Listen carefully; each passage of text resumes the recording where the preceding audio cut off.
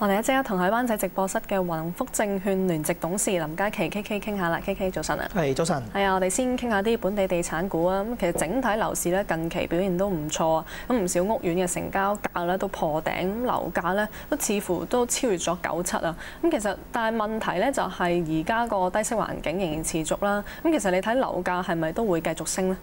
短暫嚟講啦，我諗個升勢咧，暫時嚟講都可以持續嘅。咁最主要原因咧就係雖然今年啦嗰個新盤嘅嗰個即係推出個數目咧係多啦，咁但係你見到咧，其實咧投資者咧或者用家咧，其實咧仍然係活躍於整個市場嘅。咁喺舊年啦，即係舊年年尾嘅時候咧，雖然有個即係樓價下調啦，咁但係你會見到咧喺嗰個好短暫喺第一季嘅時候咧，已經吸引咗咧一大紮嘅買家咧入市進場。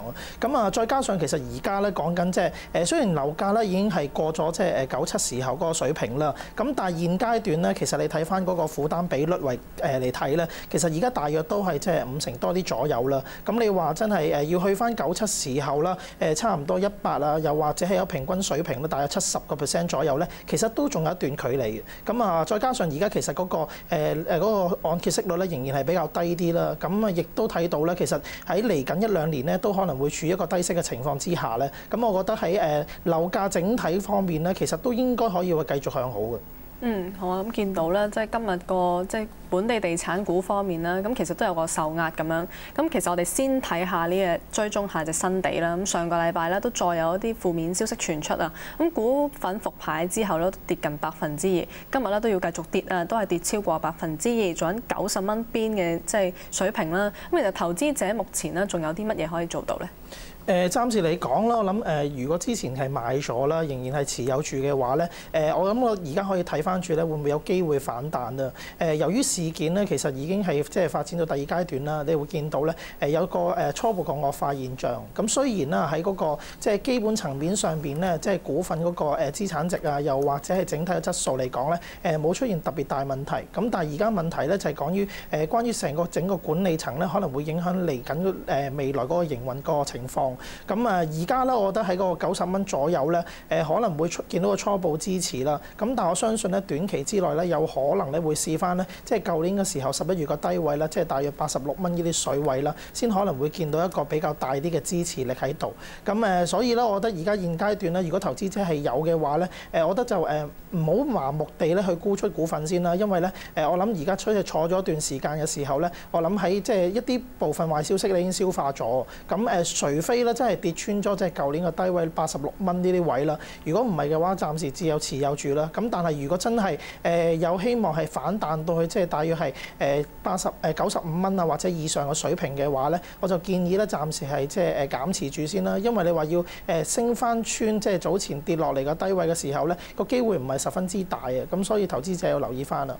好，咁我哋講完新地咧，就轉嗰啲石油石化股啊。咁見到即係近日咧個國際油價都急跌啊，咁加上咧即係市場個需求咧似乎有啲減少啊，都令到內地有啲油站咧都推出一啲優惠。咁其實有業內人士咧就認為，即係內地嘅通脹情況都會有所舒緩啦。咁當地嘅成品油價咧可望喺今個月下調喎。咁其實星期五內地就會出呢個 CPI 啦。咁你睇即係下調成品油價嘅機會大唔大咧？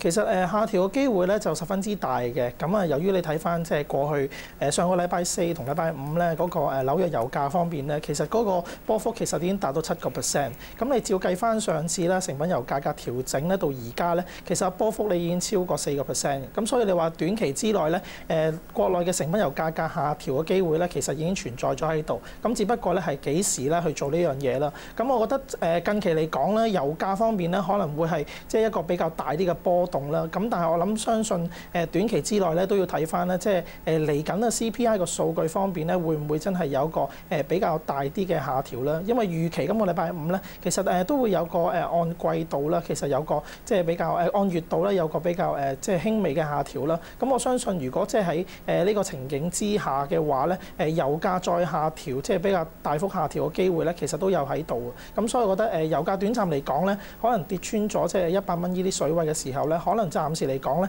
會有個低位整固啦。咁但係短期之內再下調嘅機會咧，我覺得就未必咁大嘅。好啊。咁我哋集中睇下隻中石化。咁其實咧，而家市場咧，即係都似憧憬緊個成品油價會降低。咁其實對中石化嘅幫助又大唔大咧？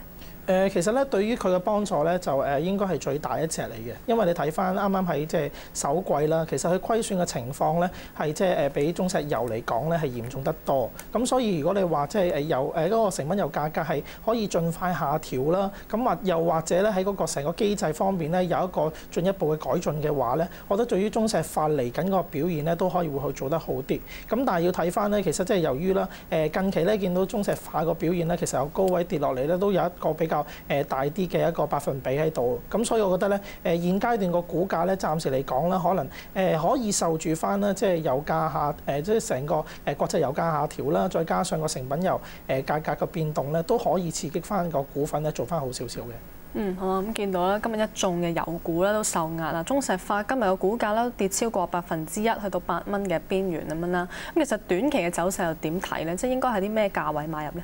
暫時嚟講咧，我覺得而家喺呢個水位咧已經初步見到個支持嘅。咁今日咧雖然嗰個股份有個下調啦，咁但係我諗咧最大部分原因咧就係跟住翻即係個市況個走動啦。咁但係你要睇翻咧，即係個百分比咧，相對於即係整體成個板塊嚟講咧，都叫做少啲嘅。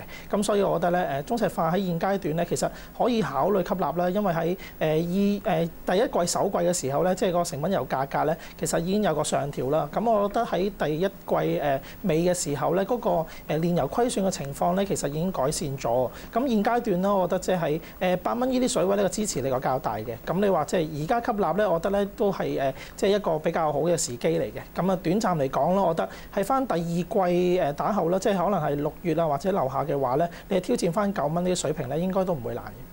即係短期即係可以反彈到9蚊樓上。我諗係即係第二季完啦，即係喺6月時候到啦，因為喺即係6月嘅時候咧，我諗係嗰個國際油價下調啦，再加上咧佢個煉油虧損嘅情況咧，其實已經有個比較大啲嘅改善嘅。咁我覺得到時候咧，你係反彈翻去9蚊左右嘅水平啦。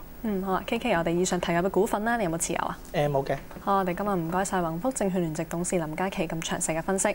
我哋呢節嘅節目時間差唔多啦。如果想繼續留意港股最新嘅走勢，可以收睇11點半亞洲台嘅金融快訊。我哋轉頭見。